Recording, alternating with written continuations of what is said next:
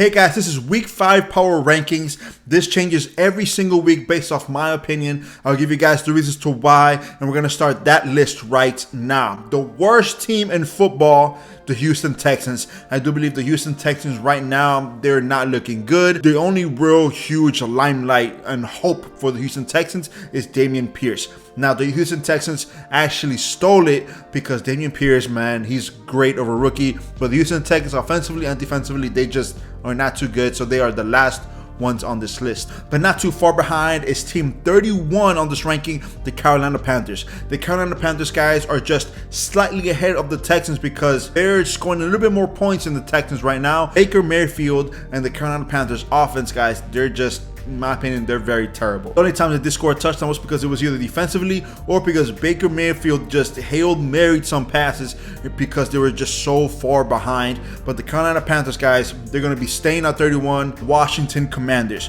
Carson Wentz has been playing pretty decent football as a quarterback. The most sacked quarterback in the NFL. He's been sacked around 20 times and it's only been 4 weeks. There was a week where he got sacked 9 times. The O-line for the Commanders has to get better.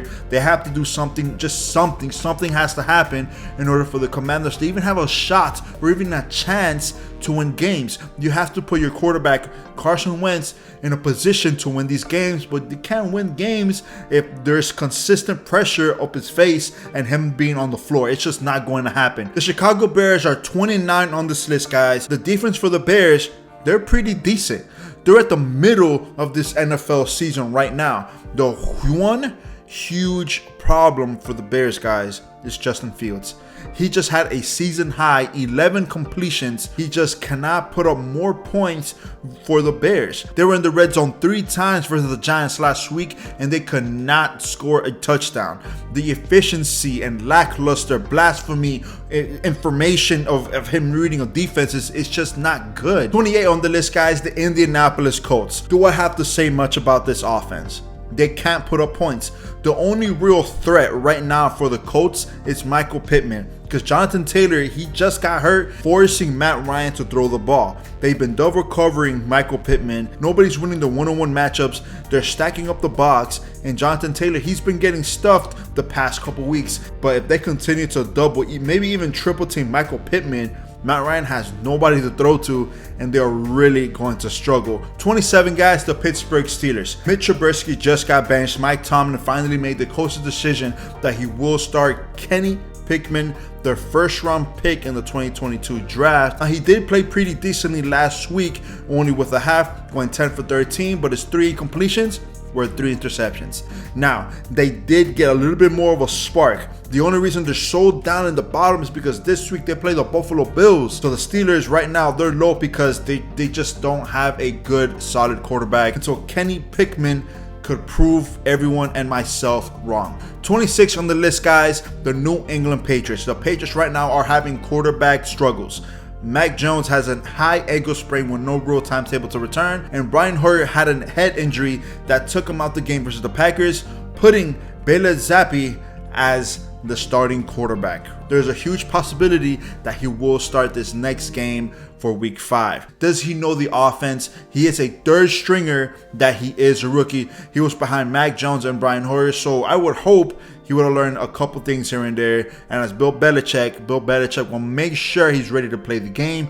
But again, experience helps teams, and he does not have the experience, and he does not have any proven record. Don't have trust in this rookie right now. Again, another one that has to prove me wrong. 25 on the list, guys, the New York Jets.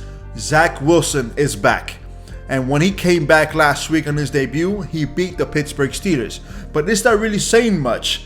The Steelers have not been good offensively, but the Jets will have a huge spark right now with Zach Wilson. When he came in, it was a huge spark. It was electrifying, and he did play somewhat solid. So the Jets, this was much needed. Hall has been playing very good as a running back. So the Jets, guys, they are number 25 on this list. Continuing, we'll see what they go to next week after this next upcoming week, right? The Atlanta Falcons will find themselves as number 24 on this list. They're the frisky Falcons, right?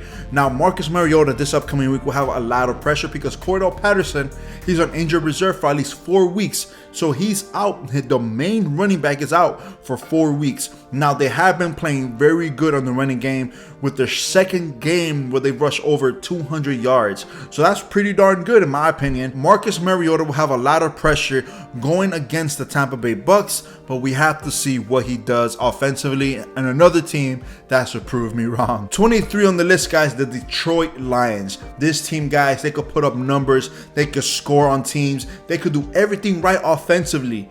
The huge problem is their defense. They just let the Seattle Seahawks score 48 points. Even though they put up 45, their defense sucks. Offensively, they still put up 45 points on the Seahawks. That's not saying much, but they still put up 45 points. So the Detroit Lions could score. They have the ability to score in all angles, running game, passing game, special teams. They have the grit. They have it. They just cannot do it defensively. 22 on the list, guys, the Seattle Seahawks. Offensively, Geno Smith and the Seattle Seahawks offense last week played great, but they played against the Detroit Lions. Geno Smith has been playing lights out. In his 4 starts, guys, he's giving the Seahawks the spark that they really needed ever since Russell Wilson basically left. His connection with Metcalf has been great, and Penny has been a stud this week. The Seattle Seahawks offense, there's something to look for and to look out for. 21 on the list, guys, the Cleveland Browns. The Cleveland Browns defense is missing a huge piece. Myles Garrett. Myles Garrett has been out because he just had a huge scary car crash. He's okay. There is no real timetable for him to return. The Cleveland Browns really need him. He's the heart and soul of the defense, and the defense really showed that they needed him last week. Even though Nick Chubb has been putting up great numbers, he's the league leader in rushing yards right now with 4 weeks in, but Jacoby Brissett, guys, he's just throwing careless interceptions, and what really helps him and the Cleveland Browns is their defense and Nick Chubb. 20 on the list, guys, the Jacksonville Jaguars. And the Jacksonville Jaguars defense is phenomenal. They held the Eagles to 14-0 at one point, shutting them out. The reason the Eagles came back was because Trevor Lawrence had 5 turnovers in the game, 4 fumbles, and they lost all 4, and a crucial interception. This upcoming week they play the Houston Texans, which could be a huge confident booster for him. He needs to get with the program and care and hold on to this darn ball. Number 19, guys, the New Orleans Saints. Jameis Winston has been out, but honestly, guys, you would have never could tell that he was in the game either way. Andy Dalton, the Red Rocket, he took over for the Saints, and he played pretty decently. Now, the Saints coaching staff have a huge question. Will he continue to hold onto the ball and be the starter for the upcoming weeks until Jameis Winston is really healthy because he has a back injury, right? But is Andy Dalton going to be the huge performance and the huge difference makers for the Saints? The Saints have not been very good with the quarterback situation, and none of the quarterbacks have been putting up any numbers in the final quarter of the game. So the Saints, guys, need improvement and consistency with their quarterbacks. Number 18, the New York Giants. I would have never thought the Giants would have been 3-1 right now, but a huge reason to why Saquon Barkley. This guy has been carrying the Giants and running to this 3-1 start. After the quarterbacks have been getting hurt and taken out the game, the coach gave all the pressure, all the trust to his main RB1, and Saquon Barkley will be a huge presence moving forward for the next upcoming weeks until there is more consistency and a healthy quarterback in the backfield. Number 17, guys, the Arizona Cardinals. The Arizona Cardinals really need to stop having these slow starts in the beginning of the games. It's just putting them in a hole that they really can't dig themselves out of sometimes. Great comebacks are good in media, good in the seasons, but you cannot do that with top tier defenses and top tier teams. Last week they played the Panthers, but Kyler Murray and this Arizona Cardinals offense really needs to pick up the pace in the start of the game. Halfway down the list, guys, the Denver Broncos. The Denver Broncos right now have a 2-2 record, and good news is, guys, Russell Wilson is their quarterback. Bad news is, guys, they continue to have injuries both offensively and defensively.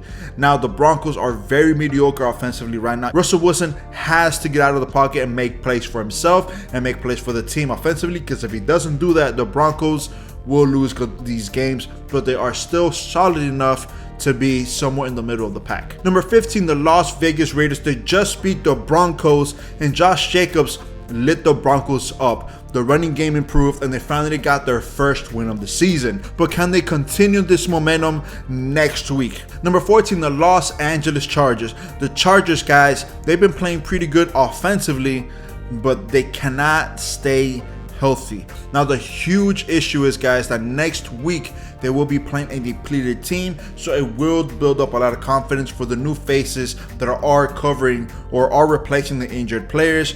But Justin Herbert is going to have a field day next week versus the Houston Texans, so it's going to be a great game for the Chargers. The Chargers will probably win that game, and the Chargers are playing pretty solid to be somewhere in the middle of the pack. Number 13, the Tennessee Titans. The Tennessee Titans and David Henry, guys, they will continue to run the ball from the beginning to the middle to the end of each and every single game.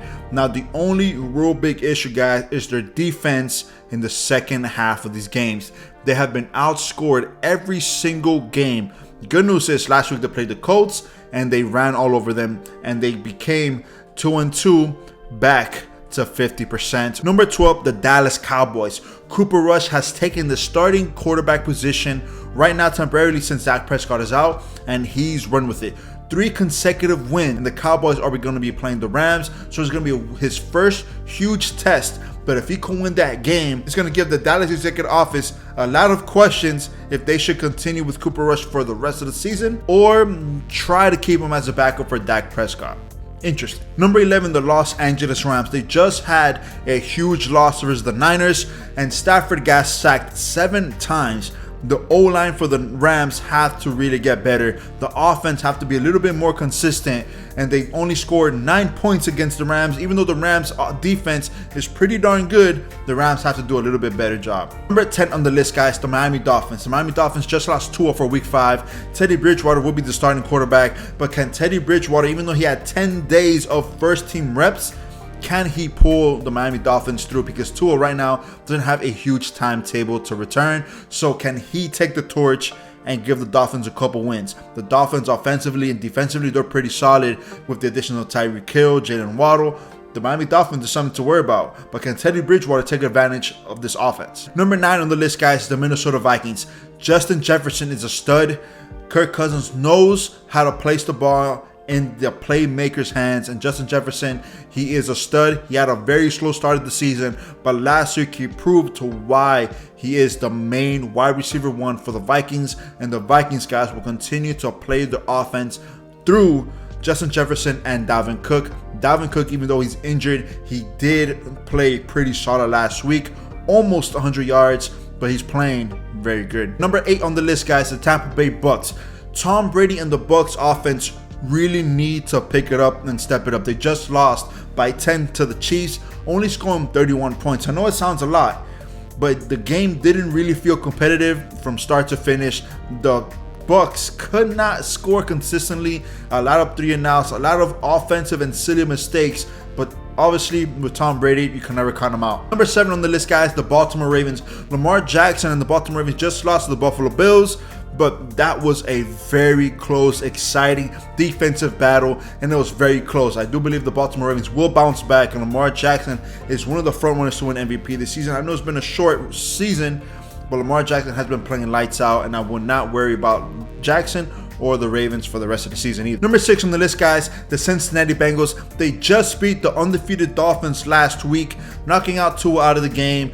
And guys, Joe Burrows is finding T. Higgins, Chase, and even Hurst in the end zone. The Cincinnati Bengals offense, I believe they're back. Number 5, the San Francisco 49ers. Like I said earlier, the Niners defense is freaking incredible, guys. You could put any type of quarterback into this 49ers offense and they will be successful because of their defense. Jimmy G is playing pretty solid for the Niners, and that's what they need to do. They need a solid quarterback to make plays when it happens, and Deebo Samuel, guys, he's just a simple, huge playmaker that will continue to be a threat no matter what type of defense schemes you put on him. The Niners are for real. Number 4 on the list, guys, the Green Bay Packers. Aaron Rodgers, they had a lot of criticism because they got blown out week 1, 3 consecutive wins. Aaron Rodgers, the reigning MVP, will continue to prove that is wrong.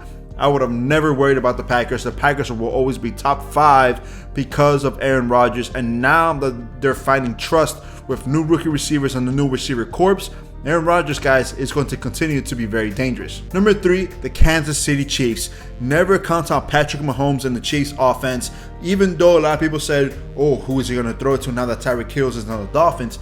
Patrick Mahomes makes it happen. He had very miraculous passes, very miraculous plays. He extended plays. He just did Mahomes magic. The Chiefs, you know, I know it. The Chiefs are the real deal, and they'll probably compete in the championships versus the Bills to see who goes to the Super Bowl. Number 2 on the list, the Buffalo Bills. The Buffalo Bills, even though they're only behind the Dolphins for the best record in the AFC, the Bills defense and Josh Allen, they're just incredible. Stephon Diggs is incredible. The Buffalo Bills, in my opinion, they're the best overall team. Only behind number 1, the Philadelphia Eagles. Jalen Hurts and this Eagles defense, they're different. The Eagles defense have been lighting teams up in the sense of they're not allowing more than 5 yards a carry. I think right now it's around 2.9 yards a carry. And they did get tested last week versus the Jaguars, being down 14-0, but they did come back because of Jalen Hurts, AJ Brown, and Devontae Smith. This Eagles offensive defense, they're just phenomenal. What can I say? I do believe even if they get a loss this week, which I highly doubt it, I think they'll probably beat the Cardinals. But we'll see what happens, right? It's football. Even if they do lose, I still believe next week they will be the best team in football, and they are the team to beat. So that's it, guys. That's the rankings. Let me know what you guys think heading into week 5. Let me know. Subscribe down to the channel. Hit the like button. Push the video out to more people who love football like you and me. See you guys next time, and peace.